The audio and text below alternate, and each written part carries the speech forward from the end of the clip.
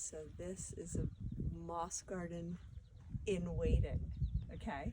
So I would clear out all the stuff, create a shape around it with some stones, and then I would go over here and get yourself some more moss.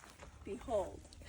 So then you just take a shovel and you just like scrape off pieces and bring them over there. Okay. Or you can use your hand, you know, and like grab a little piece, shove it in there. Maybe put a little dirt on it. And then you have to water it. It doesn't have roots or anything. It has just, you have to keep it moist until it gets established. Okay. And then it's a little fairy garden. And you could add little things too if you wanted, like little coral bells and little maidenhair ferns and like anything small that would add to this. It would be so pretty. Yeah, I love that.